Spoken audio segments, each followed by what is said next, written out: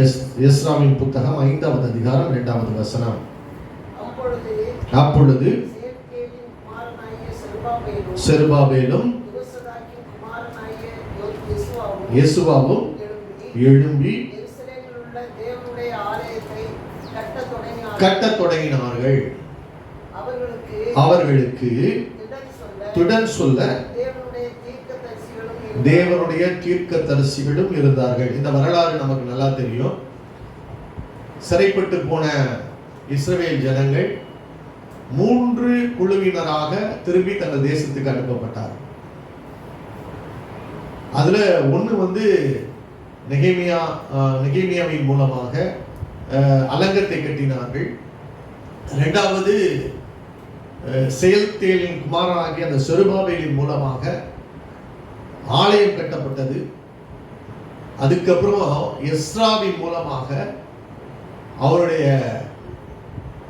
சட்ட திருத்தங்களை கொண்டு அந்த காரியங்களை திட்டம் பண்ணி அவங்களுடைய வாழ்க்கை கட்டப்பட்டது. இந்த 3 விதமாகத்தான் தேவன் அவங்களுக்கு ஒரு மறுவாழ்வை ஏற்படுத்தி கொடுத்தார். ஒரு சீர்படுத்துதலை மறுபடியுமாய் அந்த தேசத்துக்குள்ளே கொண்டு வந்தார். இங்கே எழுதப்பட்டு இருக்கிறது, தேவனுடைய ஆலயத்தை அவர்கள் கட்டத் தொடங்கினார்கள். அப்படியானால் அங்கே என்ன பிரச்சனை இருந்தது? ஏன் மறுபடியும் அவங்க கட்டத் தொடங்கணும்? நீங்க பாத்தீங்கன்னா முந்தின அதிகாரம் 4வது அதிகாரம் 23வது வசனத்தை வாசிக்க கேட்கலாம்.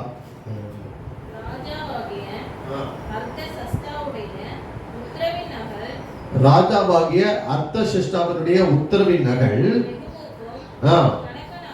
கணக்கனாகிய அவர்கள் வகையராவுக்கு முன்பாக வாசிக்கப்பட்ட போது தீவிரத்துடனே எருசலேமில் இருக்கிற யூதரிடத்துக்கு போய் பலவந்தத்தோடும் கட்டாயத்தோடும் அவர்களை வேலை செய்யாதபடிக்கு நிறுத்தி போட்டார்கள். எல்லாம் புரிந்து கொள்ளுங்க. பலவந்தத்தோடும் கட்டாயத்தோடும் தொடங்கின வேலையை நிறுத்தி போட்டார்கள் என்று எழுதப்பட்டு இருக்கிறது. அது மாத்திரமல்ல, இதை யார் செய்தாங்க? நீங்க நல்லா பாத்தீங்கன்னா வாசிக்கலாம். அதே 4வது அதிகாரம் 1வது வசனத்தை வாசிக்க கேட்கலாமே. வந்த ஜனங்கள்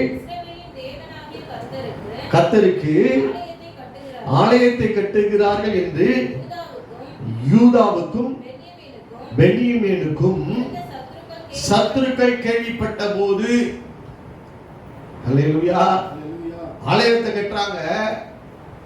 சிறையிருப்பிலிருந்து திரும்பி வந்து கஷ்டப்பட்டு அந்த ஜனங்கள் மறுபடியும் தங்களை ரீஎஸ்டாப்ளிஷ் பண்ணுவதற்கு ஆலயத்தை கட்ட முற்படுகிற பொழுது என்ன வந்தாங்க?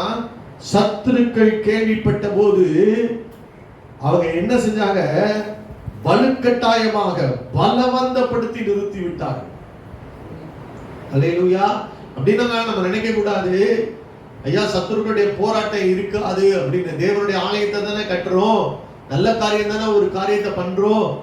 இல்ல நம்ம எழும்புவதற்கு ஒரு தருணம் கிடைச்சிருக்குதே, நம்ம வாழ்ந்து இருக்கிறதற்கு ஒரு வழி உண்டாகி இருக்கிறதே அப்படி நம்ம நினைக்கிற அந்த சூழ்நிலையில தான் யூதாவுக்கும் பென்யமீனுக்கும் இருக்கிற சத்துருக்கள் கேள்விப்பட்ட போது அவங்க பலவிதமான காரியங்களை செய்து பலவந்தத்தோடும் கட்டாயத்தோடும் அந்த வேலை நிறுத்தப்படும்படியாக காரியங்களை செய்து அந்த வேலை நிறுத்தப்பட்டது என்று நாம் பார்க்கிறோம். அப்படியானால் ஐயா சொல்ற இவங்களா தொடங்கிட்டாங்களா அப்படின்னு நீங்க பாத்தீங்கன்னா எஸ்ரா 1வது அதிகாரம் 1வது வசனத்தை வாசிக்க கேட்கலாம். வாயினாலே நிறைவேறும்படி முதலாம் வருஷத்திலே ஆவியை ஏவினதினாலே அவர் கர்த்தர் எனக்கு தந்தருளி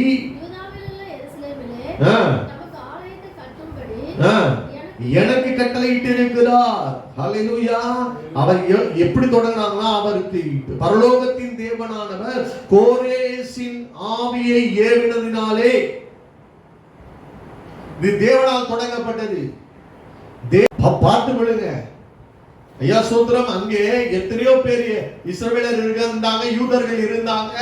ஆனா அவர்களை எல்லாம் கொண்டு அல்ல, ஒரு புறஜாதியான ஒரு ராஜாவை கொண்டு அவருடைய உள்ளத்துல பேசி, அவளை தேவன் எனக்கு கட்டளையிட்டு இருக்கிறார், அவருக்கு ஒரு ஆலயத்தை கட்ட வேண்டும் என்று சொல்லி அவன் கட்டளையிட்டு கட்டின ஒரு ஆலயம். அப்ப நம்ம நினைக்க கூடாது ஐயா, தேவன் சொன்ன ஒரு காரியம்.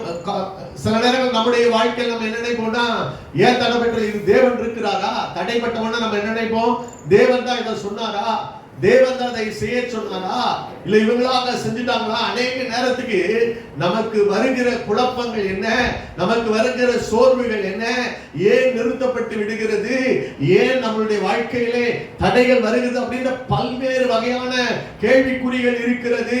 ஆனால் இங்க பாருங்க, பரலோகத்தின் தேவனானவர் கோரேசின் ஆவியை எழுப்பி, ஐயா தேவன் எனக்கு கட்டளையிட்டார் என்று சொல்லி அந்த ஜனங்களை ஆலயத்தை கட்டும்படியாக அனுப்பி இருந்தும் நிறுத்தப்பட்டு விட்டது. அல்லேலூயா. சத்துருக்கள் சும்மா செய்யல ஐயா. அவங்க நீங்க வாசித்து பார்க்கலாம், அதே எஸ்ராவின் அந்த புஸ்தகம் 4வது அதிகாரம் 4வது வசனத்தை வாசி பாருங்க.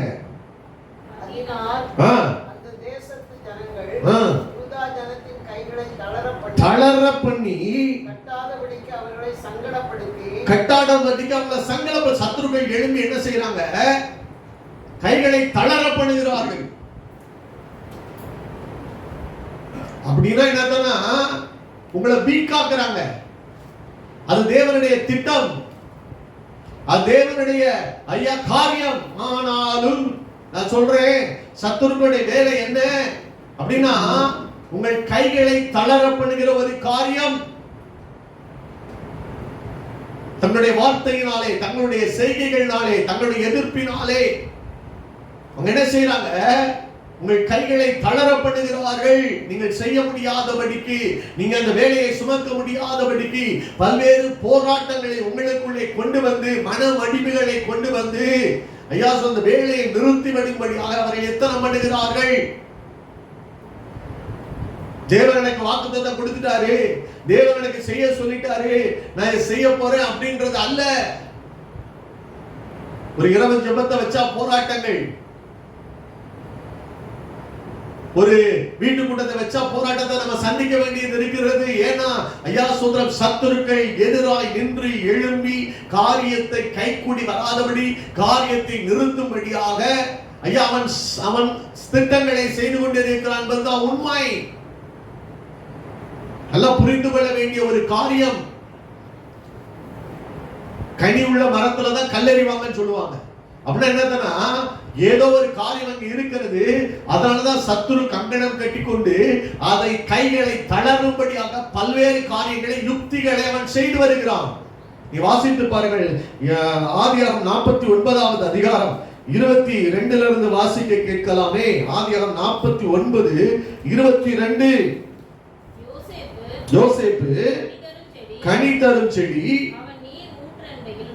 நீர் ஊற்றண்டையில் உள்ள கனி தரும் செடி, அதன் கொடிகள் படரும். ஆனா பாருங்க, அது ஒரு கனி தரும் செடி தான். ஆனா வில்வீரர் மனமடிவாக்கி எய்து பகைத்தார்கள். அவன் ஒரு கனி தரும் செடிங்க. ஆனா அங்கே நடக்கிற காரியம், வில்வீரர் என்ன செய்யறாங்க, அவனை மனமடிவாக்குறாங்க, கைகளை தளர பண்ணாங்க, மனதை தளர பண்ணுகிறார்கள். சத்துரு ஏன் போராடுது? ஐயா அவன் கனி தரும் செடி, தேவனுடைய ராஜ்யத்துக்காக அவன் கனி தரும் ஒரு செடியாக தேவன் அவனை நாட்டி இருக்கிறார். அவன் கொடி சுவரின் மேல் படரத்தக்கதாக ஐயா அவனுடைய வாழ்க்கையிலே ஒரு வளர்ச்சியை தேவன் வைத்திருக்கிறார். ஆனால் என்ன நடக்குது? வில்வீரர் அவனை மனம் மடிவாக்கி அவன் மீது அம்புகளை எய்தார்கள் என்று எழுதப்பட்டிருக்கிறது. ஆனா நடக்கிறது என்ன? வாசிக்கலாம். ஆனாலும் அவனுடைய வில் உறுதியாய் நின்றது, அவன் புயங்கள் யாக்கோபுடைய வல்லவரின் கரங்களால் பலத்தன. இதனால் அவன் மேய்ப்பனும் இஸ்ரவேலின் கண்மலையுமானான். சும்மா மேய்ப்பன் அல்ல, சும்மா மேய்ப்பன்னு சொல்லிக்கிறது அல்ல, சும்மா நான் ஊழியம் செய்கிறேன் சொல்றது அல்ல. அதுல ஒரு போராட்டங்கள் இருக்கிறது, நீ சந்திக்க வேண்டிய பிரச்சனை இருக்கிறது. ஐயா சொல்றேன், அதுல ஐயா உன் உள் உறுதியாய் நிற்க வேண்டும். உலகத்தில் உங்களுக்கு உபத்திரவங்கள் உண்டு, ஆனால் ஆண்டவர் திடன்கொள், திடன்கொள். யாரோ வந்து நம்மளை தேற்றுவாங்க, எவ்வளவு யாரோ ஒருத்தங்க நம்ம காயத்தை கட்டுவாங்க அப்படின்னு அல்ல. எங்களுக்கு வருகிற சகல உபத்திரவங்களிலும் எங்களுக்கு ஆறுதல் செய்கிற தேவன் அவரே. அல்லேலூயா. அவங்க வந்து ஐயா ஒரு ஜெபம் அப்படி அல்லங்க. எவன் ஒருவன் ஐயா தன்னை திடப்படுத்திக் கொள்ளுகிறானோ, தாவீது ஐயா பிரச்சனை நெருக்கப்பட்ட அழுது கொண்டிருந்தான், தேவனாகிய கர்த்தருக்குள்ளே தன்னை திடப்படுத்திக் கொண்டான். அவன் வில் விருதியாய் நின்றது. யாக்கோபுடைய யாக்கோபுடைய வல்லவருடைய கரங்களால் அவனுடைய புயங்கள் பலப்படுத்தப்பட்டன. வில் வீரர் எழும்பதான் செய்வாங்க.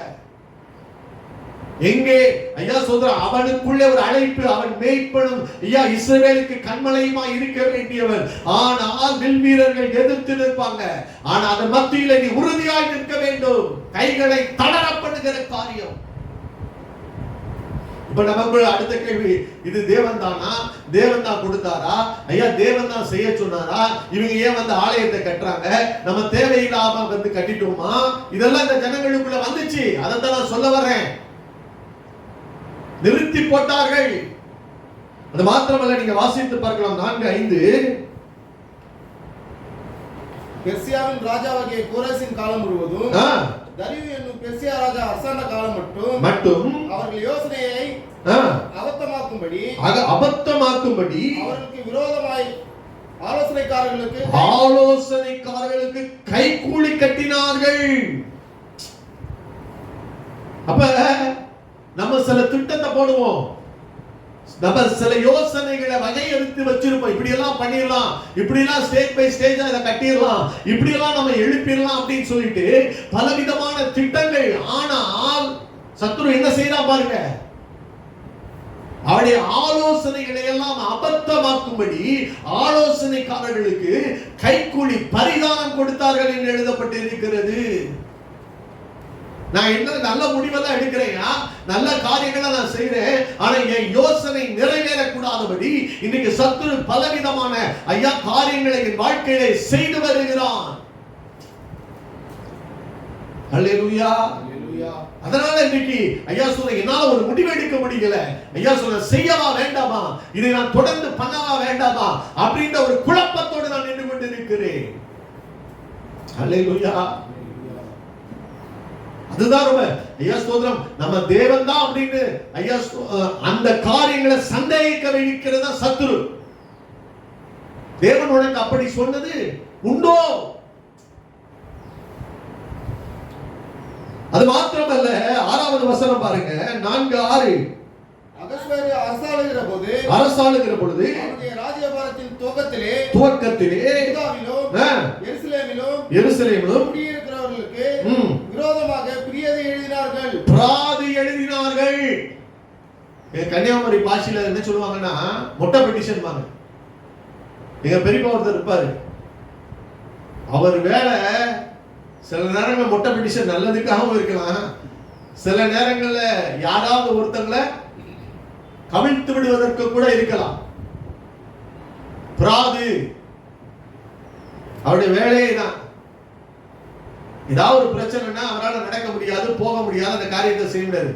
டக எங்கெங்கெல்லாம் பெட்டிஷன் இருக்குமோ எங்கெல்லாம் எழுதி போட்டுருவாரு. திடீர்னு ஒரு ரேடியோல இருந்து பேட்டி எடுக்க வந்துட்டாங்க, ஐயா நீங்க உங்க ஸ்ட்ரீட்ல எல்லாம் இது டியூப் லைட்லாம் இல்லைன்னு சொல்லி நீங்க ஏதோ போட்டிருக்கீங்க அப்படின்னு சொல்லி உங்களை கண்டு பேட்டி. அவர் பாட்டுக்கு அடிச்சு தள்ளாரு ரேடியோவுக்கு பேட்டி. ஆனா நல்லது சில நேரங்களில் செய்வாரு, சில பிடிக்கலனாலும் போட்டு தட்டிடுவார். ஆனா யாரு போட்டா யாரு செஞ்சான்னு இருக்க பிராது. ஆனா எங்க என்ன போட்டிருக்கு பாருங்க, 4:19 வாசி பாருங்க. எப்படிப்பட்ட பிராதா? வாசிங்க 4:19.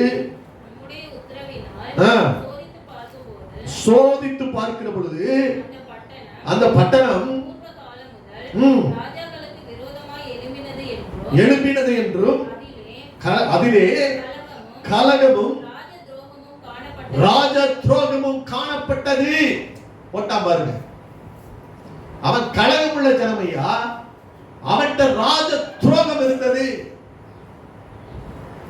அவன் கட்டினான்னா உனக்கு ஆபத்து, உனக்கு வரிப்படுத்த செலுத்த மாட்டான். நீ ஆண்டு கொண்டு இருக்கிற, நீங்க அதிகாரம் செலுத்திக் கொண்டு இருக்கிற, ஒரு நாள் உன்னை அவன் ஆண்டு கொள்ளும்படியாக அவன் மாறிவிடுவான். இவனுக்கு அவனுக்கு பகை. எங்க போய் போட்டு விடுறான்? போட்டு இந்த காரியத்தை செய்யக்கூடாது. அவனுடைய நோக்கம் வந்து என்னன்னா, இந்த காரியத்தை செய்ய விடக்கூடாது.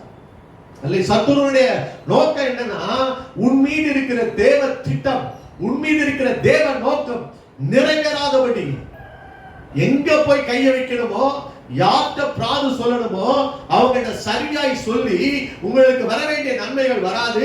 ஐயா, உங்களுக்கு அவர்கள் துரோகம் பண்ணி விடுவார்கள். அவர்கள் கலகமும் ராஜ துரோகம் செய்த ஜனங்கள். அவருடைய பூர்வீகத்தை, அவருடைய வரலாறை சோதித்து பாருங்க.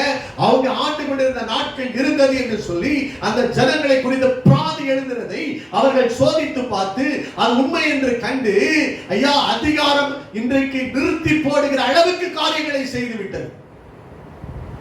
அதிகாரங்களை உங்களுக்கு விரோதமாய் எழுப்புகிற ஒரு காரியம். இன்னைக்கு நான் போய் அதிகாரிகிட்ட பேச ஒண்ணு நடக்க மாட்டேங்குது. உன்னை பத்தி எனக்கு நல்லா தெரியுங்க ஐயா, சொல்ற வரலாறு எனக்கு தெரியுங்கிறாங்க. நீ எப்படிப்பட்டவனா இருந்த ஐயா, எப்படிப்பட்ட காரியம் செஞ்ச? இல்லங்க ஐயா, சொல்ற இப்படி எல்லாம் இல்லங்க, எல்லாம் எங்களுக்கு தெரியும். இல்லைன்னா அவங்க சோதித்து பார்த்த ஒரு ரெக்கார்டே அவங்க ஹிஸ்டரியே எடுத்து வச்சுட்டாங்க. ஏன்னா ஏதோ ஒருவன், ஐயா, உன் சத்துருவாய் இருந்த ஒருவன் இன்னைக்கு பிராது எழுதி காரியங்கள் இன்னைக்கு வாய்க்க கூடாதபடி, ஐயா, கர்த்தர் சொன்ன காரியங்கள் இன்னும் வளராதபடி அது நிறுத்தி போடப்பட்டு வைத்திருக்கிறது. ஐயா, சத்துருடைய வேலையை நான் சொல்றேன். சத்துருடைய வேலை தந்திரமாய் ஏதோ ஒரு காரியத்தை நம்முடைய காதுகளுக்குள்ளே சொல்லி காரியங்களை தடுத்து நிறுத்தி தேவனுடைய காரியங்கள் உங்கள் வாழ்க்கையில் நடக்கக்கூட தேவன் ஒரு திட்டத்தை வைத்திருக்கிறார். தேவன் ஒரு நன்மையை வைத்திருக்கிறார். ஆனால் அந்த நன்மையை தடை பண்ணும்படியாக, அந்த நன்மையை கெடுக்கும்படியாக ஏதோ ஒரு சத்துருடைய வல்லமை போராடி கொண்டிருக்கிறது. நிறுத்தி போட்டது, கைகளை தளர பண்ணிட்டு, ஐயா, சொல்ற பரிதானம் கொடுத்து காரியங்களை செய்கிறது. ஆமான் ராஜாவின் கஜானாவுக்கு கைக்கூலி கொடுத்திருந்தான். எல்லாம் புரிந்து கொள்ளுங்க. பைசா கொடுத்தாவது இதை நான் நிறுத்துவேன், செயல்பட விட மாட்டேன். அல்லேலூயா. அது மாத்திரமல்ல, பிராது எழுதினார்கள், பெட்டிஷன் போட்டாங்க. தான் யார் என்று அடையாளம் தெரியக்கூடாது, நிறுத்தப்பட்டு விட்டது. ஆனால் இங்கே இருந்துதான் நான் சொல்லுகிறேன், அந்த நிறுத்தப்பட்ட இடத்திலிருந்து, ஐயா, தேவன் ஒரு காரியத்தை தொடங்கினார். அவர்கள் கட்டத் தொடங்கினார்கள். அல்லேலூயா.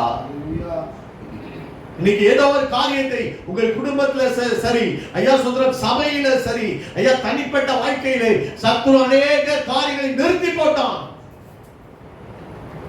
அல்லேலூயா. நீங்க கட்ட தொடங்கினீங்க, ஐயா, சொல்றோம். ஆனால் இன்னைக்கு அது நிறுத்தப்பட்டு விட்டது. அது தேவன் சில திட்டங்களை உங்கள் வாழ்க்கை மூலமாய் செய்ய தொடங்கினார். ஆனால் நின்று போய் இருக்கிறது. அது உங்கள் ஆவிக்குரிய வாழ்க்கையாக இருக்கலாம், இல்லாட்டா உங்க குடும்பத்தில் நடக்கிற சில நல்ல காரியங்களா இருக்கலாம், இல்லாட்டா சபையில, ஐயா, தேவன் வைத்திருக்கிற வளர்ச்சியா இருக்கலாம். ஆனால் நின்று போயிருக்கிறது. ஆனால் இன்றைக்கு, ஐயா, சொல்றீங்க, வாசிங்க, எஸ்ரா 5:1 வாசியுங்கள். ஐயா, கர்த்தர் ஒரு காரியத்தை செய்ய தொடங்கினார். இப்பொழுதுதான் சொல்லுகிறேன், தேவன் கிரியை செய்கிற காலம் வந்து விட்டது. கிட்டத்தட்ட 16 ஆண்டு காலம் அந்த ஆலயம் கட்டுப்படாமல் நிறுத்தப்பட்டு விட்டது. 16 வருஷம் நிறுத்தப்பட்டு நேற்று இன்னைக்கு, ஐயா, முந்தானத்து அல்ல, ஒரு மாதம் அல்ல, 16 வருஷங்கள் நிறுத்தப்பட்ட ஒரு காரியங்கள், அநேக நாட்களாய் நிறுத்தப்பட்டிருக்கிற ஏதோ ஒரு காரியம், ஐயா, தேவன் மறுபடியுமாய் உன் வாழ்க்கையில கட்ட தொடங்க போகிறார். மறுபடியும் கர்த்தர் கட்டி எழுப்ப போகிறார். நீ மறுபடியும் கட்டப்படுவாய். நீ திரும்ப கட்டி எழுப்பப்படுவாய். எனதான் நிறுத்தப்பட்டு ஐயாசு அப்படியே நின்று கொண்டிருக்கிறதோ அதை தேவன் கட்டி எழுப்பும்படியாய் கடந்து வந்திருக்கிறார். அல்லேலூயா. வாசிங்க 4-5 அதிகாரம் 1வது வசனம். அப்பொழுது ஆகாய் தீர்க்கதரிசியும் குமாரனாகிய சகாரியா என்னும் தீர்க்கதரிசியும் யூதாவிலும் எருசலேமில் உள்ள யூதருக்கு இஸ்ரவேல் தேவனின் நாமத்திலே தீர்க்க தரிசனம் சொல்ல ஆரம்பித்தார்கள். அல்லேலூயா. நான் திரும்பமாய் சொல்லுகிறேன், தேவன் தன்னுடைய இருதயத்தை வெளிப்படுத்தினார். 16 வருஷம் நிறுத்தப்பட்ட நிலைமையிலே தேவன் ஆகாய் தீர்க்கதரிசியை எழுப்புகிறார், சகரியா தீர்க்கதரிசியை எழுப்புகிறார். ஐயா, கர்த்தருடைய வார்த்தை அந்த இடத்துல உண்டானது. கர்த்தருடைய வார்த்தையின்படியே அவர்கள் கட்டத் தொடங்கினார்கள். அல்லேலூயா. அதனால தான் ஆண்டவர் எழுதி வைத்திருக்கிறார், நீதிமொழிகள் 29வது அதிகாரத்துல 18வது வசனத்துல, தீர்க்க தரிசனம் இல்லாத இடத்திலே ஜனங்கள் சீர்கெட்டு போவார்கள். எந்த இடத்துல தீர்க்க தரிசனம் இல்லையோ அந்த இடத்துல கட்டப்படாது. எந்த இடத்துல தேவனுடைய வார்த்தை இல்லையோ அந்த இடத்துல தேவனுடைய காரியங்கள் கட்டப்படாது. தேவன் அந்த இடத்துல சீர்படுத்தும்படியாக கட்டும்படியாக சில தீர்க்க தரிசிகளை தேவன் எழுப்புகிறார். அல்லேலூயா. அந்த வார்த்தையின் அடிப்படையிலே அவர்கள் கட்டத் தொடங்கினார்கள். அங்க ஆகாய் 1:8 வாசித்து பாருங்கள். மலையின் மேல் ஏறி போய் ஆலயத்தை கட்டுங்கள், பிரியமாய் இருக்கிறேன், மகிமை விளங்கும் என்று கர்த்தர் சொல்லுகிறார். ஹல்லேலூயா. அவர் சொன்னார் பாருங்க, ஐயா நீ மலை மேல் ஏறிக்கொண்டு மலைகளை வெட்டி கொண்டு வந்து என் ஆலயத்தை கட்டு. ஹல்லேலூயா. இந்த ஜனங்கள் என்ன சொன்னாங்க பாருங்க. ஆகாய் ஐயா சொல்றோம் 1வது அதிகாரம் 3வது வசனத்தை வாசிக்க கேட்கலாம். ஆனாலும் ஆகாய் என்னும் தீர்க்கதரிசியின் மூலமாய் கர்த்தருடைய வார்த்தை உண்டாகி அவர் சொல்லுகிறார், இந்த வீடு பாழாய் கிடக்கும்போது 2வது வசனத்திலிருந்து வாசிங்களே. 2வது வசனம். ஜனங்கள் கர்த்தருடைய ஆலயத்தை கட்டுகிறதற்கு ஏற்ற காலம் இன்னும் வரவில்லை என்கிறார்கள். அல்லேலூயா. போராட்டம் வந்த உடனே, பிரச்சனை வந்த உடனே, அதிகாரங்கள் சொல்லிட்டு அது நிறுத்தப்பட வேண்டும் என்று சொல்ல உடனே அடுத்த நிமிஷம் ஐயா 16 ஆண்டு காலம் நிறுத்தி வைத்து விட்டு இப்ப என்ன சொல்றாங்கன்னா, ஐயா இந்த ஆலயத்தை கட்டுவதற்கு ஏற்ற காலம் இதுவல்ல என்று சொல்லிக் கொண்டிருக்கிறார்கள். நம்மளா நினைச்சிருவோம், பிரச்சனை வந்த உடனே, போராட்டம் வந்த உடனே நம்ம இப்ப நிப்பாட்டிடுவோம், இப்ப ஒண்ணுமே செய்ய வேண்டாம், ஒண்ணு அமைதியா இருப்போம் அப்படின்னு சொல்லிட்டு அமைதியா இருக்கிற நேரத்துல தான் தீர்க்க தரிசனமாய் ஆகாயின் மூலமாய் வருகிறது. 1:4 வாசித்து பாருங்கள். அவர் சொல்லுகிறார், இந்த வீடு பாழாய் கிடக்கிற பொழுது, திரும்பமா இந்த வீடு பாழாய் கிடக்கிற பொழுது, என் வீடு பாழாய் கிடக்கிற பொழுது, அப்படின்னா நீ அஸ்திவாரம் போட்டது மறையில அப்படியே விட்டுட்டு வந்திருக்கிற, அஸ்திவாரம் போட வச்சுட்டு அப்படியே உட்கார்ந்து இருக்கிற, எதுவுமே செய்யாம உட்கார்ந்து இருக்கிற, அது அஸ்திவாரம் போட்ட நிலைமையில் இருக்கிறது. என் இருதயம் ஐயா அங்கலாய்க்கிறது, என் வீடு பாழாய் கிடக்கிற பொழுது. நீங்க லூக்கா என்னோடு கூட சேர்ந்து திருப்பிக் கொள்ளுங்கள். லூக்கா 14வது அதிகாரம் 29 28 வாசிங்க. லூக்கா 14:28 வசனம் முதல். உங்களில் ஒருவன் மனதாயிருந்து அஸ்திபாரம் போட்ட பின்பு திராணி இல்லாமல் போனால்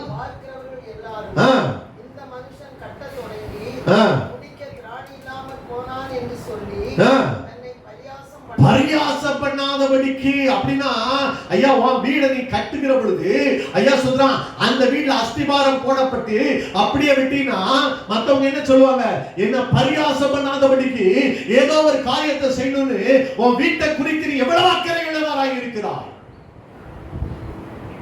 அல்லேலூயா. என் வீடு ஐயா, என் வீட்டுல உள்ள ஐயா காரியங்கள் இன்னைக்கு நின்று போச்சுன்னா ஐயா சொல்றோம் வெளியில தெரிஞ்ச எவ்வளவு அவமானம் நினைக்கிற. ஆனா 16 வருஷமாய் நீ ஒரு வேலையும் செய்யாமல் ஐயா தேவனுடைய வீடு பாழாய் கிடக்கிற பொழுது அந்த அங்கலாய்ப்பு உனக்கு இருக்கிறதா? அல்லேலூயா. என் வீடு பாழாய் கிடக்கிறது, என் வீடு பாழாய் கிடக்கிறது. ஒரு வீட்டுல ஒரு திருமண காரியம் லேட் ஆச்சுன்னா எவ்வளவு அங்கலாய்க்கிற. அந்தந்த வயசுல அந்தந்த நேரம் நடக்கணுங்க. நடக்கலன்னா வெளியில என்ன சொல்லுவாங்க, ஐயா பெற்றோர்கள் சரியா ஐயா காரியங்களை செய்யலன்னு சொல்லுவாங்கன்னு சொல்லிட்டு நம்ம மகன்கிட்ட சொல்றோம். ஆனால் தேவனுடைய ஆலயத்தின் காரியங்கள் நடக்க வேண்டிய நேரத்தில் நடக்கவில்லை. ஆனால் அதற்குரிய அங்கலாய்ப்பு எதுவும் இல்லாமல் ஐயா இன்றைக்கு ஓடிக்கொண்டிருக்கிற ஜனம். அல்லேலூயா. ஃபீஸ் கட்டலனா, குறிப்பிட்ட டேட்டுக்குள்ள ஃபீஸ் கட்டலனா பிள்ளையை வெளியே வச்சிருவாங்க. பேரண்ட்ஸ் கொண்டு வந்து ஐயா நம்மள நிக்க வச்சிருவாங்க. எவ்வளவு பெரிய அவமானம் அப்படின்னு சொல்லி ஃபீஸ் கட்டுறதுக்காக ஐயா ஸ்தோத்திரம் எங்கேயாவது போய் கடன் வாங்கியாவது ஒரு காரியத்தை செய்கிறோம். அதுல கர்த்தருடைய லீடிங்க பார்க்க மாட்டேங்கிறோம், கர்த்தருடைய காரியத்தை பார்க்க மாட்டேங்கிறோம். ஐயா கர்த்தர் இதெல்லாம் சொல்லி இருக்கிறாரு, கடன் வாங்க கூடாதுன்னு சொல்லி இருக்கிறாரு, நான் போய் வாங்குறேன்னு பார்க்க மாட்டேங்கிறோம். ஆனா ஒரு ஆலயத்தின் காரியம் வந்த உடனே அது தேவனுடைய திட்டமாக இருந்தாலும் நிறுத்தி போட்டுவிட்டு அமைதியா உட்கார்ந்து கொண்டு இருக்கிறோம். தேவனுக்கு ஒரு இருதயம் இருக்குதுங்க, தேவனுக்கு ஒரு இருதயம் இருக்குது. அந்த இருதயத்தை எல்லாருக்கும் வெளிப்படுத்த மாட்டார், எல்லாருக்கும் வெளிப்படுத்த மாட்டார். ஹல்லேலூயா. ஆபிரகாம் போய் பேசுறாருங்க, ஆபிரகாம் போய் பேசுறார். ஆபிரகாம் போய் சொல்றாரு, யோனாட்ட போய் சொல்றாரு,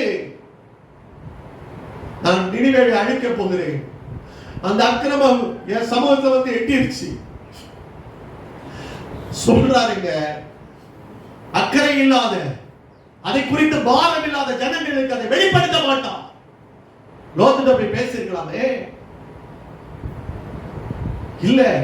ஏன்னா அவன் உலக காரியத்தை எப்படி எப்படி அச்சீவ் பண்றது தான் ஐயா சொல்ல. கண்களுக்கு இப்ப நம்ம ஃபேமிலிக்கு எதிர்காலத்துக்கு எத்தனையோ வருஷங்களுக்கு நான் சேர்த்து வச்சுட்டேன் அப்படின்னு சொல்லி நல்ல இடத்தை நான் தெரிந்து கொண்டேன். ஆபிரகாமோடு ஐயா சேர்ந்ததுனால எனக்கு கிடைச்ச ஆசீர்வாதத்தை நான் சுதந்திரித்து கொண்டேன். இனி என் சந்ததிக்கு பிரச்சனை இல்லை என்று இருந்தான். ஹல்லேலூயா.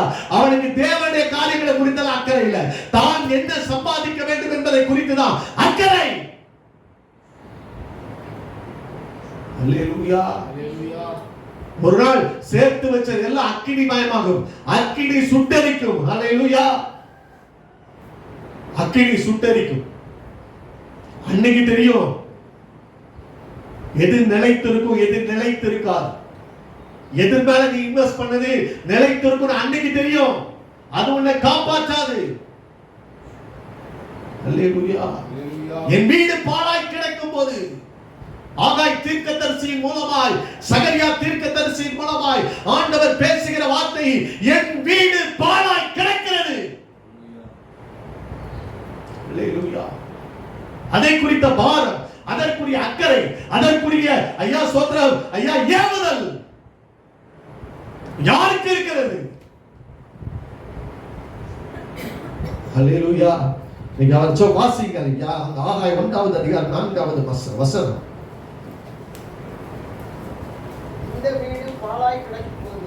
பாழாய் கிடக்கும் போது உங்கள் மச்சுப்பாவம் போட்ட வீடுகளில் குடியிருக்கும்படி காலம் இதுவோ இப்போதும் சொல்லுகிறார். உங்கள் வழிகளை சிந்தித்து பாருங்கள். பாருங்க, ஆண்டவர் சொல்றாரு, நீ பாரு, நீ திரளா விதைக்கிற, கொஞ்சமாய் அறுத்து கொண்டு வருகிறீர்கள். கொஞ்சமா அறுப்ப. நீங்கள் புசித்தும் இல்லைங்க, முதல்ல உங்க வழியில சிந்தித்து பார்க்கணும். சிந்திக்க தெரிஞ்சவன் தான் மனுஷன்.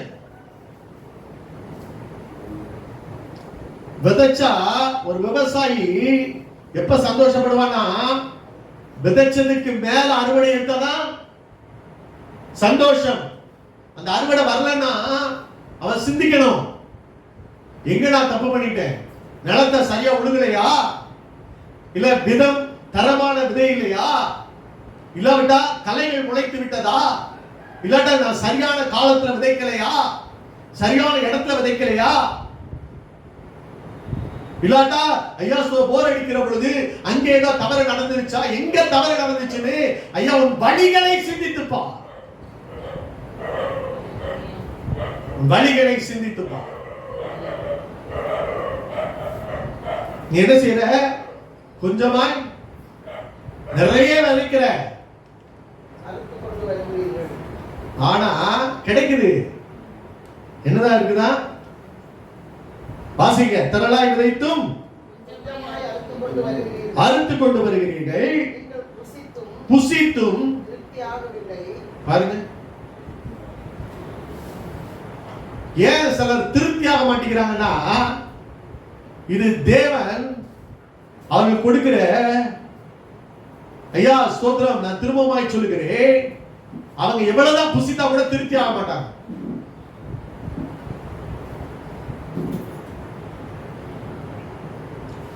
திருப்தி ஆகாத, ஐயா சொல்றாங்க, இன்னொரு இடத்தை போட்டிருக்காங்க, திருப்தி ஆக மாட்டார்கள். காடை சாப்பிட்டாலும் திருப்தி ஆக மாட்டாங்க. தேவன் திருப்தி அடையாத ஒரு நிலையை கத்த கொண்டு வருவார். இது நம்ம நினைப்போம், அது அவங்களுடைய வாழ்க்கையில காணப்படுகிற குறை. அது மாத்திரம் அடுத்து வாசிங்க. குடித்தும் பரிபூரணம் அடையவில்லை. குடித்தும் பரிபூரணம் அடையவில்லை. நீங்கள் வஸ்திரம் உடுத்தியும் ஒருவனுக்கும் குளிர் விடவில்லை. விடவில்லை. கூலியை சம்பாதிக்கிறவன் பொத்தலான பையிலே போடுகிறவனாய் அதை சம்பாதிக்கிறான். பொத்தலான பையிலே போடுகிறவனாய் அதை சம்பாதிக்கிறான். அப்படியே விளைச்சல் வந்தாலும் உன் பையில நிக்காது. அதுக்கேற்ற ஒரு செலவை தேவன் கட்டளையிடுவார். அல்லேலூயா. ஏன்னா என் வீடு பாழாய் கிடக்கும் போது நீ அக்கறையில்லாம போய் மச்சுப்பாவு போட்ட வீட்ட உட்கார்ந்து இருக்கிற. 16 வருஷம் என் வேலையை கொண்டு செல்ல யாரும் இல்லை. என் ஆலயத்தை பார்க்க யாரும் இல்லை. என் ஆலயத்துக்காக ஓட ஒருவரும் இல்லை. என் ஜனத்துக்காக என் ஆலயத்தில் நின்று ஜெபிக்க ஒருவரும் இல்லாமல் சத்துருவின் வேலையை நிறுத்தி போட்டான். அல்லேலூயா. இது காலமல்ல நீ சொல்ற, இது காலமல்ல நீ சொல்ற. அல்லேலூயா. ஆனா ஆண்டவர் சொல்றாரு, என் வீடு பாழாய் கிடக்கிறது, என் வீடு பாழாய் கிடக்கிறது. ரிபா ஷகதரபாலா திரபா. ஹalleluya. நான் சொல்றேன், ஐயா நீ திரளாய் கர்த்தர் அதற்கு ஒரு ஐயா உன்னை சிந்திக்க வைக்கும்படியாகத்தான் உன் வாழ்க்கையிலே சில காரியங்களை செய்கிறார். நீ திரளாய் விதைத்தும் நீ கொஞ்சமாய் அறுத்து கொண்டிருக்கிறாய். குளிர் விடாது. நீ திருப்தியாக மாட்டாய். நீ பரிபூரணமாய் ஐயா சொல்றேன் ஆசீர்வாதத்தை பெற்றுக்கொள்ள மாட்டாய். பொத்தலான பையிலே போடுகிறதை போல ஐயா அவருடைய வாழ்க்கையிலே காணப்படும். ஐயா நீ ஏதோ ஒரு காரியத்தை முயற்சி செய்து, ஐயா நான் சொல்றேன், திருப்பியும் சொல்றேன், ஏதோ ஒரு சீட்டு போட்டுருக்கோம், ஏதோ ஒரு காரியத்தை இன்வெஸ்ட் பண்ணிருக்கேன், அதுல ரிட்டர்ன்ஸ் வரும் நீ நினைச்சு எதிர்பார்க்கிற. ஐயா எல்லாம் சொல்லும், சரியான இடத்துல இன்வெஸ்ட் பண்ணிட்ட லோத்தே, நீ சரியான இடத்தை தெரிந்து கொண்ட, நீ சரியான இடத்தை ஐயா அதுல உள்ள ஈடு வருகிற பொழுது தேவன் ஒரு செலவை கட்ட வைப்பார். அல்லேலூயா. நான் திரும்பமாய் சொல்லுகிறேன், நீங்கள் மலையில் ஏறி மரங்களை வெட்டி கொண்டு வந்து என்னை ஆலயத்தை கட்டுங்கள், இதன் மேல் நான் பிரியமாய் இருக்கிறேன், இதனால் என் மகிமை விளங்கும், என் மகிமை விளங்கும், மகிமை விளங்கும். அல்லேலூயா. அப்ப நீ கொஞ்சமா விதைத்தாலும் வாசிக்கலாம். இந்த ஆலயம் தொடங்குற போது பாஸ்டர் கொடுத்த ஒரு வாக்குத்தத்த வசனம், இன்னைக்கு திரளாய் விதைச்சும் ஒண்ணுமே வரல நீ சொல்ற. நீ சொல்றாரு, இந்த ஆலயத்தை தொடங்குற நேரம் கர்த்தர் ஒரு வாக்குத்தத்த வசனத்தோடு கூட ஐயா சோதரம் பேசினார். 72 சங்கீதம் 72:16.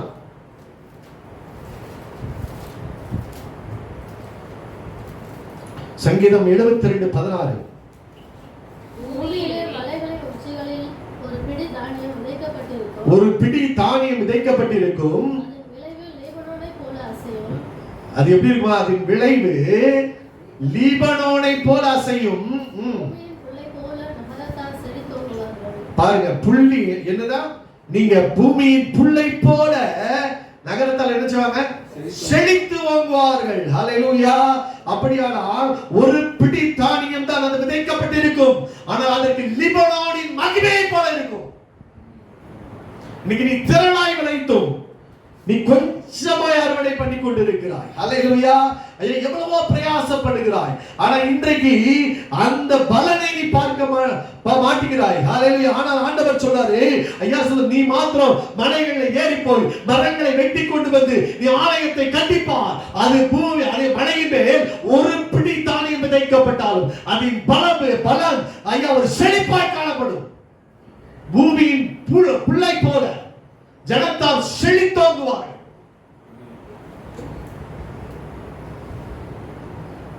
யார் கேட்கிறது இந்த சத்தத்தை? ஹல்லேலூயா. நான் ஜனங்கள் சொல்றாங்க, நாங்க கேட்கிறோம் அந்த சத்தத்தை. சீயோன் மலையிலே மோசேயோடு பேசின சத்தம், அது எங்களுக்கு பயமா இருக்குது. நீதான் மலை பக்கத்திலே போறது உங்களுக்கு அதிகாரம் இல்லையே. நம்ம வாழ்க்கை அதற்கேற்ற ஒரு மாற்றத்தை இன்னும் காண முடியவில்லையே, அதற்கேற்ற வாஞ்சையிலேயே. ஐயா சோதரம், உங்களுடைய சமூகம் எனக்கு முன்பாக செல்லாவிட்டால் ஆண்டவருடைய மகிமை எனக்கு காண்பித்தருளும். அந்த வாஞ்சை உள்ளவர்களுக்காகத்தான் தேவன் மலையின் மேல் கூட்டிக் கொண்டு போய் ஐயா சோதரம் தம்முடைய மகிமை வெளிப்படுத்துகிற தேவன். நான் தீர்க்கதரிசிகளோடு சொப்பனங்களோடு பேசுகிறேன். ஐயா சோதரம் தரிசனங்களோடு பேசுகிறேன். ஆனால் மோசேயோடு நான் முகமுகமாய் பேசுகிறேன். அல்லேலூயா. அல்லேலூயா. கர்த்தர் பேசணுங்க, கர்த்தர் இடைப்படணுங்க, கர்த்தருடைய இருதயத்துக்கு ஏற்றவனாய் வாழணுங்க. அதனாலதான் தீர்க்கதரிசிகளை கொண்டு நான் வெட்டினேன் என்கிறார். அல்லேலூயா. ஆனாலும் ஜனங்கள் என்ன செய்யலாம்? செவி கொடுக்கல, செவி கொடுக்கல. அல்லேலூயா.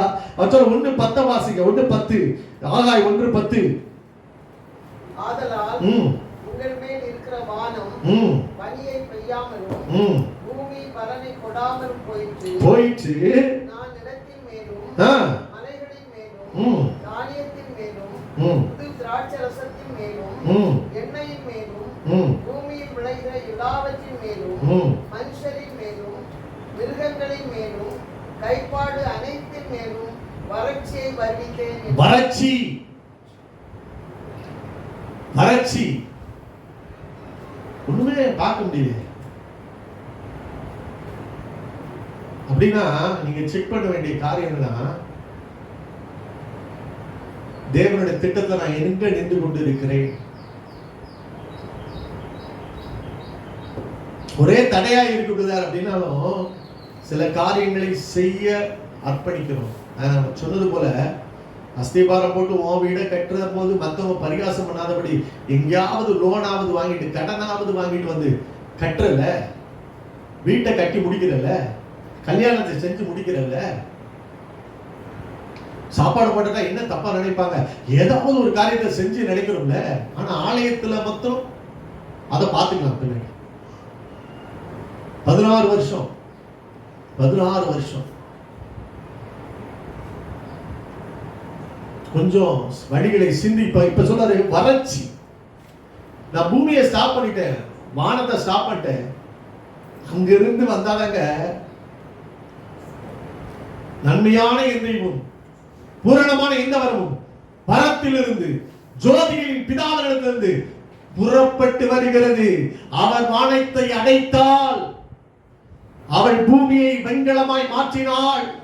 நீ என்னதான் விதைச்சாலும் ஒரு வறட்சி. அல்லேலூயா. இந்த மத்தியில தான் ஸ்தோத்திரம். ஆண்டவர் அன்னைக்கு 1:12 வாசிங்க. ஐயா சொன்ன ஒரு காரியத்தை அந்த ஜனங்கள் ஒப்பு கொடுத்தாங்க. கர்த்தர் பேசின அந்த தீர்க்க தரிசன வார்த்தைக்கு அவர்கள் செவி கொடுத்தார்கள். 1:12 வாசிங்க. 1:12. ஆகாய் 1:12. அப்பொழுது செருபாபேலும் யோசதாக்கின் குமாரனாகிய யோசுவா என்னும் பிரதான ஆசாரியனும் ஜனத்தில் மீதியான அனைவரும் ம். நம்ம தேவனாகிய கர்த்தருடைய சத்தத்துக்கும் ம். நம்ம தேவனாகிய கர்த்தர் அனுப்பின ஆகாய் என்னும் தீர்க்கதரிசியினுடைய ம். வார்த்தைகளுக்கும் ம். கொடுத்தார்கள். செவி கொடுத்தார்கள். அவர்கள் கர்த்தருக்கு முன்பாக பயந்திருந்தார்கள். பயந்திருந்தார்கள். அல்லேலூயா. ஐயா ஸ்தோத்திரம். அவர்கள் செவி கொடுத்தார்கள். முதல்ல ஐயா ஸ்தோத்திரம். எப்ப நான் திரும்பமாய் சொல்லுகிறேன், கர்த்தர் உன் வாழ்க்கையிலே ஐயா நிறுத்தி வைத்த ஐயா சத்துருக்கள் நிறுத்தி வைத்த காரியங்களை ஐயா கர்த்தர் உயிர்ப்பிப்பார் என்றால், கர்த்தர் உன்னோடு கூட பேசுகிற தீர்க்க தரிசன வார்த்தைகளுக்கு நீ என்றைக்கு பயந்து செவி கொடுக்க ஒப்பு கொடுக்கிறாயோ. இன்னைக்கு ஜனங்கள் என்ன தெரியுமா, நான் திரும்ப பாத்துக்கிறேன், தனக்கு ஏற்ற ஒரு வார்த்தை வந்துச்சுன்னா நான் செய்தது ஐயா சொல்ல, கர்த்தர் என்னை ஆசீர்வதிப்பார், கர்த்தர் என்னை பலப்படுத்துவார், கர்த்தர் எனக்கு நிச்சயம் செய்வார் அப்படின்னு சொல்லிட்டு ஐயா கூச்சல் கூப்பாடு போடுகிற காரியத்தை பார்க்க முடியும். ஆனால் உன்னை திரும்ப கட்டி எழுப்பும்படியாக உன்னை ஆண்டவரை சொல்ல அதற்கு நேராக திருப்புகிற வார்த்தைகளுக்கு செவி கொடுக்க ஆள் இல்லைங்க.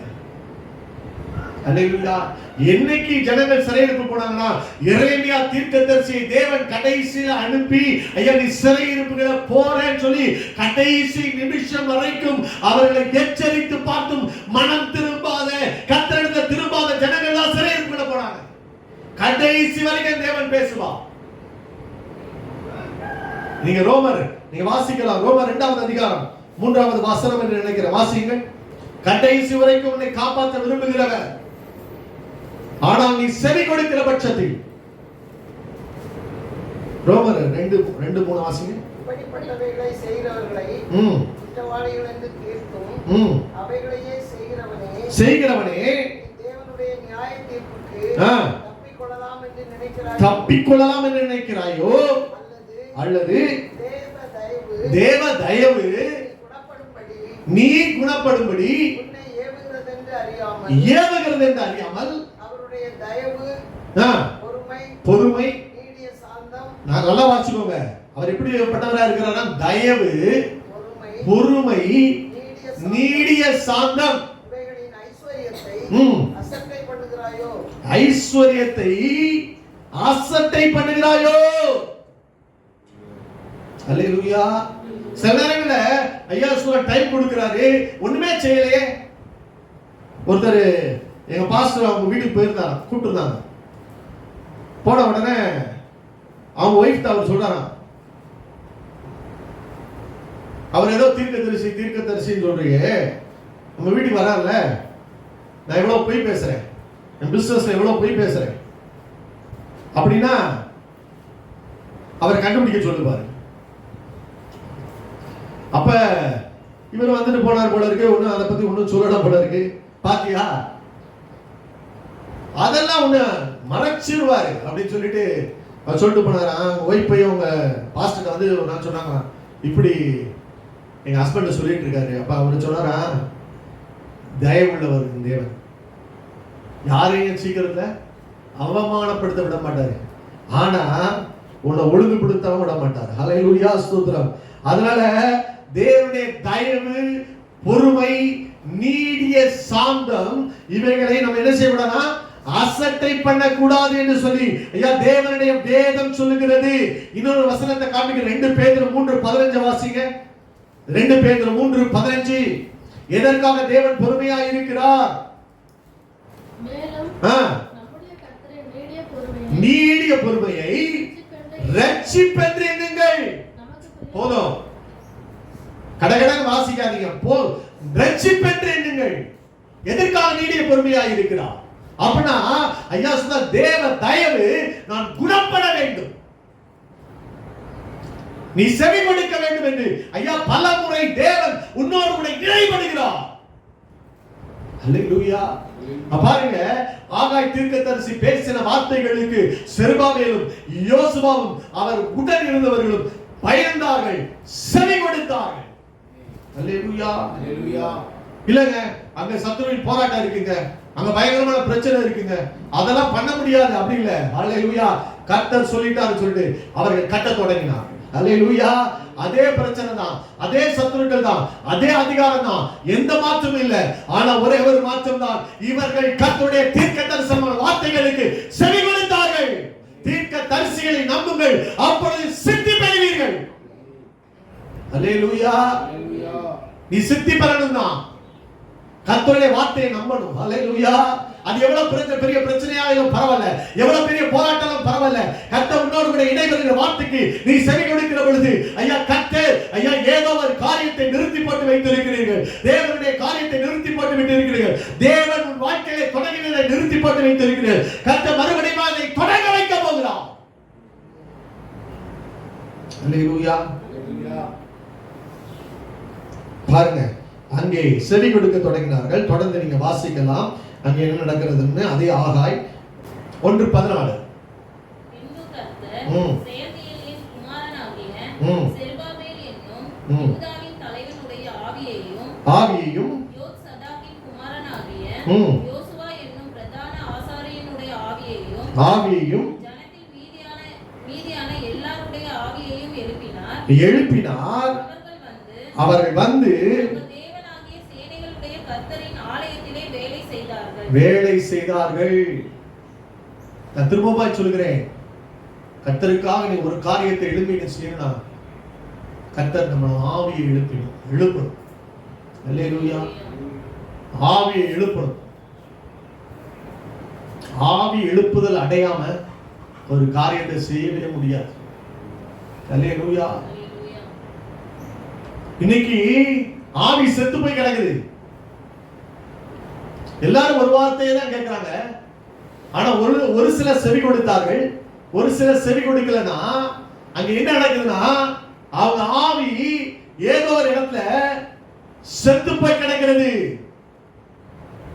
அதனாலதான் சங்கீதக்காரன் 84வது சங்கீதத்தை அப்படி எழுதி வைத்திருக்கிற 85ல, உண்மையில் மகிழ்ந்திருக்கும்படி நீ திரும்பவும் எங்களை உயிர்ப்பிக்க மாட்டீரோ. உயிர்ப்பிக்கணுங்க. உயிர்ப்பிக்கப்படாம நீங்க எழும்பி தேவன் சொல்லுகிற வார்த்தைகளை நிறைவேற்ற முடியாது. அல்லேலூயா. நீங்க உயிர்ப்பிக்கப்படணும். நீங்க கர்த்தர் சொன்ன ஒரு வார்த்தைக்கு கீழ்ப்பட மாட்டேங்கிறோம். ஏன்னா என் ஆவி உயிர்ப்பிக்கப்படவில்லை.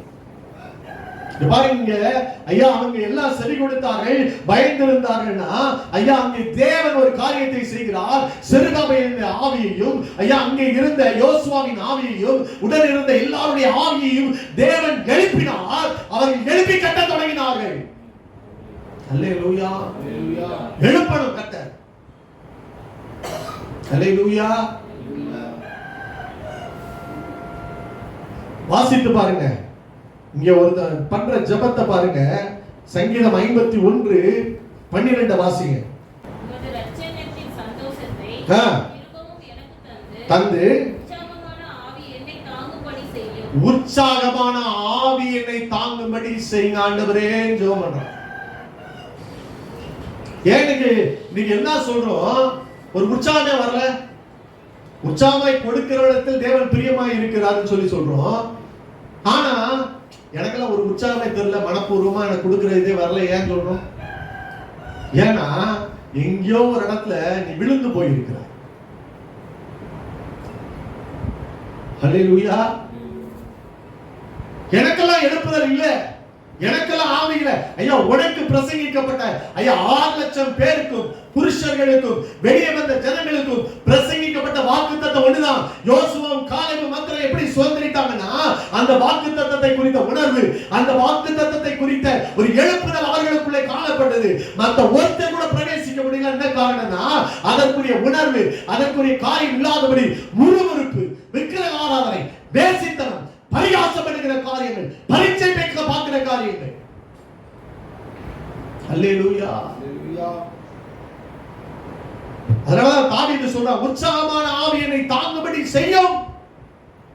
அப்ப சொல்றான் பாருங்க அடுத்த வசனம், அப்பொழுது பாதகருக்கு உமது வழிகளை உபதேசிப்பேன், பாவிகள் உம்மிடத்தில் மனம் திரும்புவார்கள்.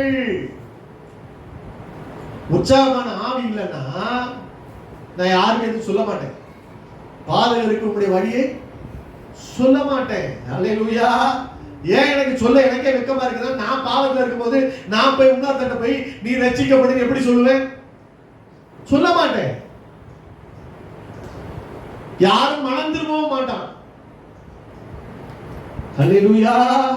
நான் சொல்ற முதல்ல நீங்க கேட்க வேண்டிய ஒரு காரியம் என்னன்னா, அவன் பத்சேபாளிடத்தில் பாவத்தில் விழுந்த பொழுது எழுதி வைத்த ஒரு சங்கீதம். அவன் சொல்லுகிறான், ஐயா ரட்சிய சந்தோஷத்தை, ஆதியில ஒரு சந்தோஷம் இருந்துச்சு பாருங்க, ரட்சிக்கப்பட்ட புதுசுல ஒரு சந்தோஷம், அது எப்படி தன்னை வெளிப்படுத்தும் தெரியுமா? ஐயா எங்க போனாலும் இயேசு என்னை ரட்சித்தார் என்பதை எளிதாய் சொல்லும். யாத்தியா போய் சொல்லணும் சொல்லும், சொந்தங்கள்கிட்ட போய் சொல்லும். இன்னைக்கு சொல்ல வரலன்னா ஏதோ ஒரு காரியம் ஐயா உன்னை மூடி இருக்கிறது. நீ கேட்கிற உற்சாகமான ஆவி, ஆவியிலே ரட்சிக்கப்பட்ட நான் புதுசுல கர்த்தரின் அபிஷேகம் பண்ணப்பட்ட புதுசுல ஐயா எனக்குள்ள இருந்த அந்த ஆவியாருடைய அந்த எழுப்புதல் எனக்குள்ள இல்லைன்னா பாதகருக்கு வழியை சொல்ல மாட்டேன், பாதகருக்கு வழியை உபதேசிக்க மாட்டேன். அப்பொழுது பாதகருக்கு வழியை உபதேசிப்பேன், பாவிகள் உன்னிடத்துல மனம் திரும்புவார்கள். அதுக்கு என்ன செய்யணும்? 17ஆம் வசனம் சொல்லுது பாருங்க, பலிகள் நொறுங்குண்ட ஆவிதான் தேவனே, நொறுங்குண்டதும் புறக்கணியீர். தேவனுக்கு நொறுங்குண்ட ஒரு ஆவியோடு தேவனிடத்துல வரணும். எத்தனை பேர் இன்னைக்கு ஐயா இன்னைக்கு நான் சொல்றேன் திருவிருந்து ஐயா தேவனுடைய சரீரத்தை உட்கொள்ளுகிறோம். ஐயா சொன்னேன், எத்தனை பேர் ஒரு நொறுங்குண்ட இதயத்தோடு நிதானித்து ஆண்டவரே சொன்ன ஏதோ ஒரு காரியத்தை குறைவிடுவேன்னு சொல்லிட்டு ஒரு பயபக்தியோடு இந்த இடத்துல வந்து இருக்கிறீர்கள். ஆலயத்துக்கு போறது மாதிரி சும்மா வந்துட்டு போறது, ஒரு இன்டர்வியூக்கு போறதுன்னா எவ்வளவு பெரிய ஆயத்தம். ஆயத்தம்னா போகுமா? 20,000 ரூபாய் சம்பளம், 50,000 ரூபாய் சம்பளம் கொடுக்கிறாங்கன்னா ஐயா அதற்கேற்ற ஒரு ஆயத்தம் பண்ணுகிறோம். ஆனால் தேவனை சந்திக்க வருகிற பொழுது ஆண்டவர் சொன்னார் மோசேயை பார்த்து, அதிகாலமே என்னை சந்திக்கும்படி ஆயத்தமாகி நீ புறப்பட்டு வா. குதிரை யுத்த நாளுக்கு ஆயத்தப்படும்.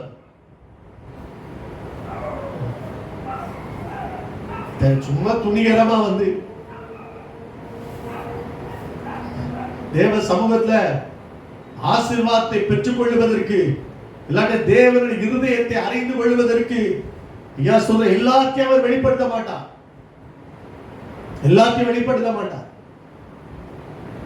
சொல்றார் பாருங்க, ஐயா சோதர தாவீது தன்னுடைய ஐயா சோதரம் தீர்க்க தரிசன வரம்பெற படைத்தவன், ஐயா சோதரம் சங்கீதங்களிலே தீர்க்க தரிசனமாய் பாடி இருக்கிறவன், கர்த்தரோடு கூட உறவை வைத்துக் கொண்டவன். இன்னைக்கு பாவத்திலே விழுந்த போது சங்கீதம் 51:3 சொல்கிறான், என் பாவம் எனக்கு முன்பாக இருக்கிறது, அவருடைய முகத்தை மறைக்கிறது, இப்பொழுது இரட்சணியத்தின் சந்தோஷத்தை இழந்து போய் இருக்கிறேன். அல்லேலூயா.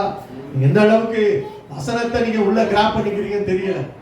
நான் சொல்றேன், நீங்க இவ்வளவு தூரம் வசனத்தை கேட்டு ஐயா நீங்க உட்கொள்ளலனா, அது உங்க வாழ்க்கையில பலனா நீங்க என்னன்னா ஏதோ ஒரு காரியத்துல நான் திரும்பமாய் சொல்லுகிறேன் நம்ம இழந்து போயிருவோம். இங்க பாருங்க ஐயா சோத்ரம் அவன் என்ன செய்தான்? அடுத்த எழுப்பினான், ஆலயத்தை கட்டினார்கள். ஆலயத்தை கட்டல ஒரு பெரிய ஆசீர்வாதம் உண்டு நான் சொல்ல வருகிறேன். தேவனுடைய ஊழியத்தை செய்கிறதுல ஒரு ஆசீர்வாதம் உண்டு என்று நான் சொல்லுகிறேன். அதுக்கு நான் சொல்ல வரேன். இன்னைக்கு நீ சொல்ற நான் தரலை விதைத்து நான் கொஞ்சமா அரிக்கிறேன்னு சொல்றல, ஐயா நீங்க ஒரு வறட்சி இருக்குதுன்னு சொல்றல, நான் எடுத்துட்டு போய் பாக்குறேன், எனக்கு அங்கேயா சொல்றேன் எடுத்த பணத்துக்கும் நான் செலவழித்த பணம் ஏதோ ஒரு டிஃபரன்ஸ் இருக்குன்னு சொல்றல. கர்த்தர் வறட்சியை மாற்ற பேசிக் கொண்டிருக்கிறார், உனக்கு விளைச்சலை அதிகரிக்க பேசிக் கொண்டிருக்கிறார், ஒரு பரிபூரண திருப்தியை உண்டாக்கும்படியாக பேசிக் கொண்டிருக்கிறார். தாவீதுடைய வாழ்க்கையில கொஞ்சம் யோசிச்சு பாருங்க. அவனுக்குள்ள ஒரு ஆசை. தாவீதுடைய ஐயா சொல்ற 2 சாமுவேல் 7ஆம் அதிகாரம் 1ஆவது வசனம், அவன் என்ன நினைச்சான் தெரியுமா?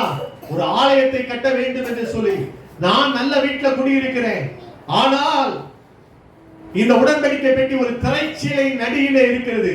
ஒரு சின்ன அக்கறை காட்டினாங்க. அவனுக்குள்ள ஒரே ஒரு ஆசை தாங்க. எப்பயுமே அவனுக்கு இருந்த ஆசை என்ன தெரியுமா? என் தேவன் என்ன உயர்த்தினான், அவருக்கு நான் என்ன செய்யணும், அவருக்கு நான் என்ன செய்யணும், அவருக்கு பிரியமான என்ன செய்யணும் சொல்லிட்டு அந்த எண்ணாவ வாழ்க்கையில கடைசி நாள் வரைக்கும் அவன் மூச்சு இருந்தது வரைக்கும் இருந்தது. அவனுக்கு அதுலதாங்க சந்தோஷம். அவன் சொன்னான், ஐயா சொல்றோம், நீங்க வாசித்து பாருங்க, அதுலதான் உங்களுடைய பரிபூர்ண சந்தோஷம் அவனுடைய சமூகத்துல தான் அவனுக்கு இருந்துச்சு. நித்திய பேரின்பம் அவனுடைய வலது பால்சத்தில் தான் அவனுக்கு கிடைச்சிச்சு. உலகத்தில் கிடைக்காதது ஒரு காரியம் பெற்றுக்கொண்ட இடம் தேவனுடைய சமூகம். அதனால உண்மை எப்பொழுதும் எனக்கு முன்பாக நிறுத்தி வைத்திருக்கிறேன். அவர் ராஜாவான பிறகும் வைத்திருந்தாங்க.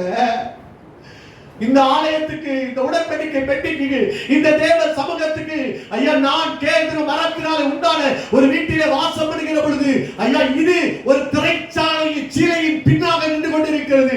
இதை நான் செய்ய வேண்டும் என்று சொல்லி நாத்தான் தீர்க்கதரிசி இடத்துல போய் சொல்றாங்க. நாத்தான் தீர்க்கதரிசி சொன்ன காரியம் என்ன தெரியுமா? 2 சாமுவேல் 7வது அதிகாரம் 11வது வசனம். உன்னை நீங்களாக்கி இளைப்பாறவும் பண்ணினே.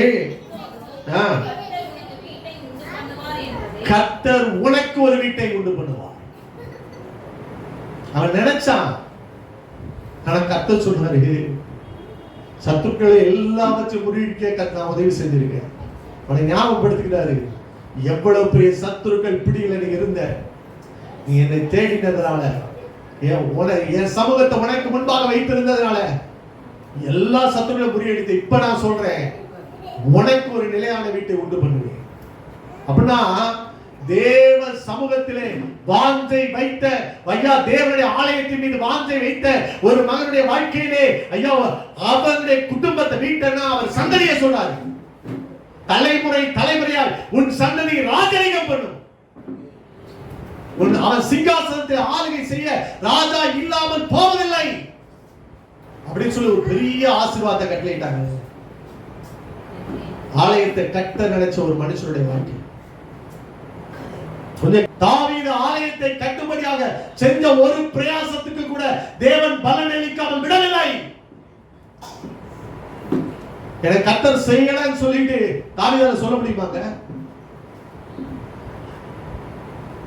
ஏன்னா ரோமர்ல 11வது கடைசி வசனம், அவர் முந்தி எண்ணில் அன்பு கூர்ந்திருக்கிறார். அன்பு கூர்ந்ததுனால செய்யறோம். ஆனா அன்பு கூர்ந்து செய்யாம இருக்கிறதுக்கு கேட்டாரு. 10 பேரையே சோமானாங்க, மிச்சம் ஒருத்தர் எங்க கேட்டாரு. ஹல்லேலூயா. இங்க பாருங்க, நான் திரும்பமாய் சொல்கிறேன், கர்த்தர் அவனை ஆசீர்வதித்தார். அது மாத்திரமல்ல, அவனுடைய அந்த வாஞ்சையை நான் ஒரு காரியத்தை காட்டி கொடுக்க விரும்புகிறேன். என்னோடு கூட சேர்ந்து திருப்பிக் கொள்ளுங்கள். 1 நாளாகமம் 29:3. தேவனுடைய ஆலயத்தின் மேல் நான் வைத்திருக்கிற வாஞ்சையினால் பரிசுத்த ஆலயத்துக்காக நான் சௌதரித்த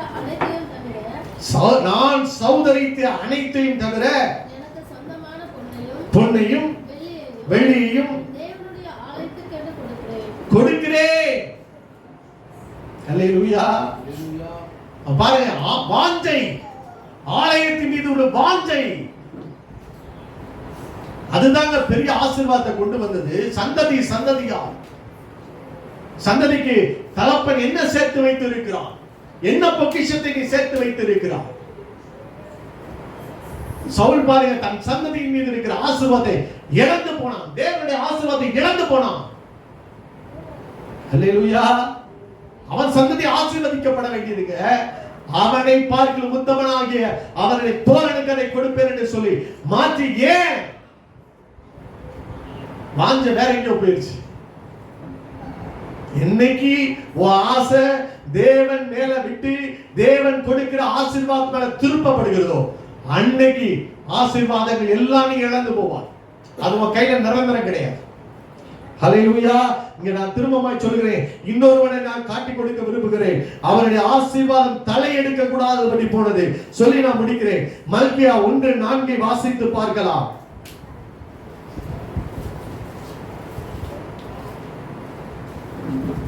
மல்கியா 1:4. ஏதோமியர் நாம் எளிமைப்பட்டோம், ஆனாலும் பாழானவைகளை திரும்ப கட்டுவோம் என்று சொல்கிறார்கள். அதற்கு கர்த்தர் அவர்கள் கட்டுவார்கள், நான் இடிப்பேன், அவர்கள் துன்மார்க்கத்தின் எல்லை என்றும் கர்த்தர் என்றைக்கும் சினம் வைக்கிற ஜனம் என்று சொல்லப்படுவார்கள் என்று. கர்த்தர் என்றைக்கும் சினம் வைக்கிற ஜனம் என்று சொல்லப்படுவார்கள். ஏதோமியர் சொல்றாங்க, நம்ம எளிமைப்பட்டோம், ஆனால் என்ன செய்யறோம், நம்மள திருப்பி கட்டிக்கலாம்னு சொல்லிட்டு. நான் திரும்பமா சொல்லுகிறேன், கர்த்தர் கட்டார்கள் வீட்டை கட்டார்கள், கட்டுகளுடைய பிரயாசம் விருதா. கர்த்தர் நகரத்தை காவலாளர் விழித்திருக்கிறதும் விருதா. நீ அதிகாலையிலே எழும்பி ஐயா நேரப்பேட வேலையிலே தரித்து வருத்தத்தின் அப்பத்தை சாப்பிடுகிறதும் விருதா. கர்த்தர் கட்டணும். கர்த்தர் கட்டுறதுக்கு நம்ம என்ன செய்யறோம்ன்றது ரொம்ப முக்கியம். அல்லேலூயா. அங்கே அவங்க சொல்றாங்க, ஏதோ மறுபடியும் வாசிக்கலாம், எளிமைப்பட்டோம், பாழாய் போயிடுச்சு, நான் திரும்ப கட்ட போறேன். அதற்கு கர்த்தர் அவர்கள் கட்டுவார்கள், இடிப்பே. என்னப்பா கர்த்தர் இப்படி எல்லாம் செய்வாரா? ஏன் சொல்றாருன்னா, ஒரு முகாந்திரம் இல்லாம கர்த்தர் செய்ய மாட்டார். தேவ தயவு குணப்பட வேண்டும் சொல்லிட்டு அது எவ்வளவு நாளா வெயிட் பண்ணிட்டு இருக்குது. ஒரு நீடிய பொறுமை அவர் வைத்துதான் காரியங்களை செய்கிற தேவன். இடிப்பேன் சொல்லிட்டு சொல்றாரு, வாசிங்க. அவர்கள் துன்மார்க்கத்தின் எல்லை என்றும் சொல்லப்படுவார். ஏன் அப்படி செய்யறாங்கன்னு சொல்லிட்டு ஒரே ஒரு காரியத்தை காண்பித்து நான் முடிக்க விரும்புகிறேன். சங்கீதம் 137:7. சங்கீதம் 137:7. கர்த்தாவே எருசலேமின் நாளில் ஏதோமின் புத்திரரை நினையும், அவர்கள் அதை இடித்து போடுங்கள், அஸ்திபாரம் மட்டும் இடித்து போடுங்கள் என்று சொன்னார்கள். ஏன் அவர்கள் துன்மார்க்கத்தின் எல்லைன்னு பார்க்கிறார்களா? இவங்க திரும்பி வர்றாங்க, ஆலயத்தை கட்டி எழுப்பலாம்னு சொல்லிட்டு.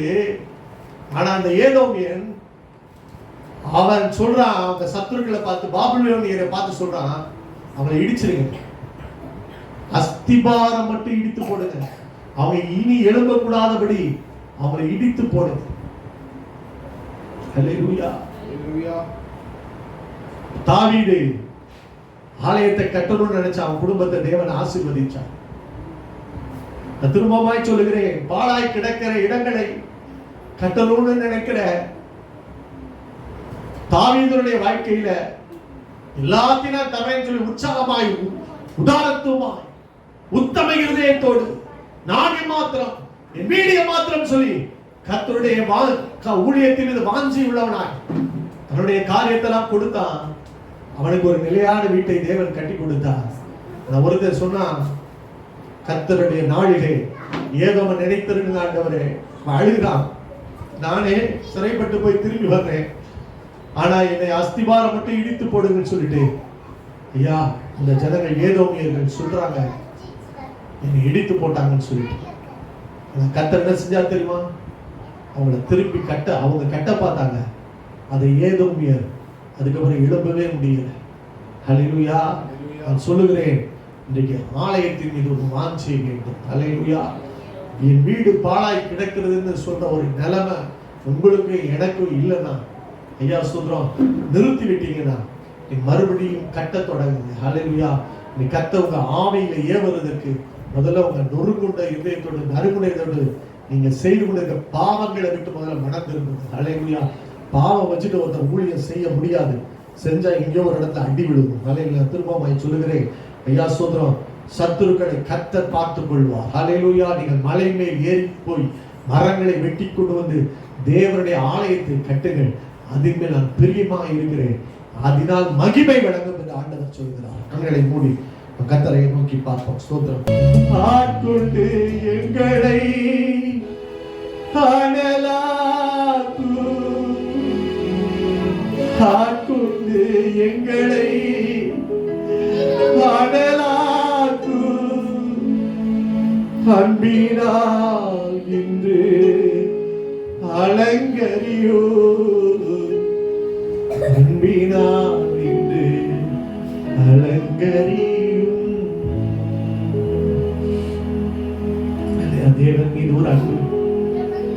மீது ஒரு தனியாத தாகம் ஹல்லேலூயா நம்மை நிரப்பி.